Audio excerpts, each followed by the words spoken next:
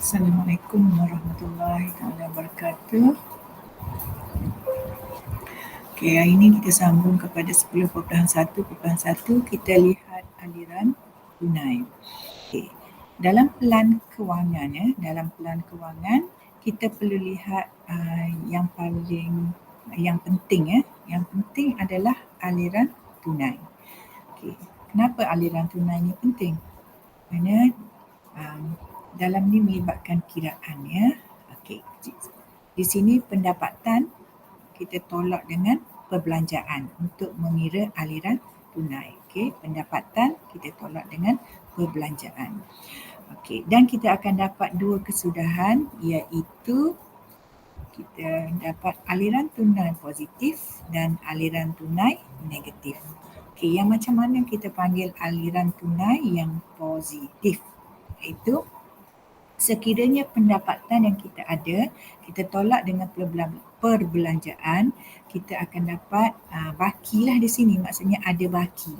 Kalau ada baki itu menunjukkan aliran tunai positif. Okay. Sekiranya pendapatan kita tolak dengan perbelanjaan, okay, dan kita dapati tiada baki, maksudnya kita ada nilai negatif, kita panggil aliran tunai negatif. Kalau aliran tunai positif ni maksudnya ada baki ya. Okey. Maksud aliran tunai yang masuk. Jadi kalau kita nak tingkatkan aliran tunai, kita ada beberapa cara lah untuk meningkatkan aliran tunai. Iaitu contohnya kita nak meningkatkan pendapatan. Okey, kalau kita nak meningkatkan pendapatan atau kita nak kurangkan perbelanjaan ya. Kalau kita tingkatkan pendapatan, kita mungkin akan dapat aliran tunai positif. Jadi kalau kita kurangkan perbelanjaan ataupun tadi kita tingkatkan pendapatan, contohnya kita kerja lebih masa ke, okay, pendapatan kita akan bertambah. Maka kita akan dapat aliran tunai positif. Sekiranya perbelanjaan pula kita kurangkan perbelanjaan, kita mungkin akan dapat aliran tunai positif. Okey. Jadi ingat ya, aliran tunai negatif ni boleh menyebabkan awak berhutang lah kalau aliran tunai negatif. Maksudnya belanja lebih banyak daripada pendapatan. Okey, jadi di sini kita kena ingatlah, kalau pendapatan kita 1,000, kita janganlah belanja lebih daripada 1,000. Nanti kita akan dapat aliran tunai negatif. Okey. Seterusnya ada 6 langkah ya sebelum kita wujudkan pelan kewangan. Terdapat 6 langkah. Langkah yang pertama ni menentukan tujuan yang hendak dicapai bagi matlamat jangka pendek dan jangka panjang. Yang ni kita dah buat sebelum ni ya. Kita dah tengok contoh macam mana kita nak capai matlamat jangka panjang dan juga jangka pendek.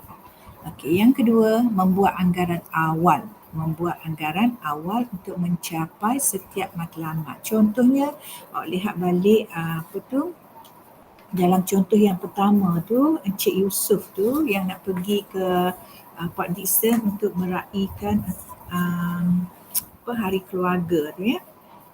Jadi dia dah target, dia kata 1,500 ya perbelanjaan yang perlu digunakan. Jadi dia simpan dalam masa 6 bulan untuk cukupkan perbelanjaan percutian dia. Okay, jadi dia kena simpan 250 sebulan. Yang ni dia dah buat anggaran. Okay, yang ketiga, mengira simpanan bulanan yang diperlukan untuk mencapai matlamat jangka pendek dan jangka panjang. Jangka pendek ini hanya dalam jangka masa setahun dan jangka panjang ni pula lebih daripada 5 tahun. Jadi kita nak kira simpanan bulanan kita. Okay. Yang keempat, menganalisis tabiat perbelanjaan.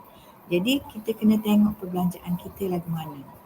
Kita banyak makan di luar ke, kita banyak menyimpan ke, itu ialah tabiat. Jadi kita kena analisis supaya kita tidak berhutang.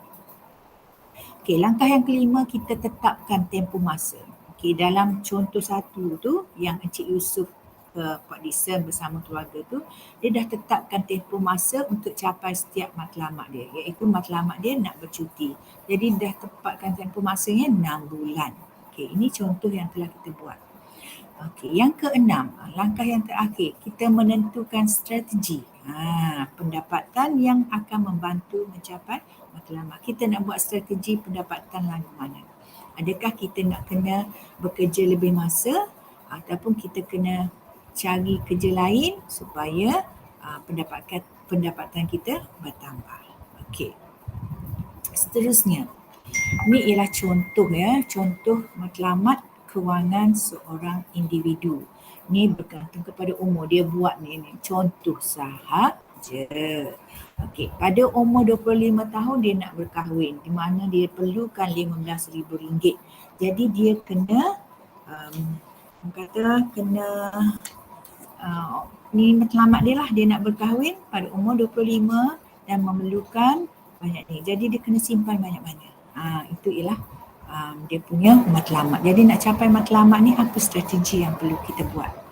Kemudian pada umur 30 pula dia nak memiliki kereta. Ni contohnya RM80,000 harga kereta tu. Jadi dia kena ada bayaran ansuran setiap bulan. Jadi biasanya orang beli kereta ni dengan ansuran, bukannya cash. Kemudian pada umur 35 matlamat dia pula dia nak mempunyai rumah sendiri. Di mana rumah itu contohnya berharga RM150,000. Jadi dia kena buat plan kewangan dia. Sebulan dia kena simpan banyak mana supaya dia boleh membayar ansuran rumah.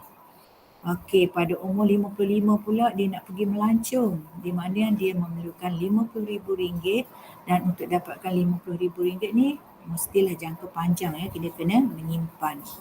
Kemudian pada akhir sekali ialah umur 60. 60 ni umur persaraan. 1 juta tu RM1 juta dia nak dapatkan untuk persaraan. Yang ni benda ni logik sekiranya awak gaji perbelanjaan pendapatan awak melebihi berapa-berapa tu mungkin boleh capai 1 juta.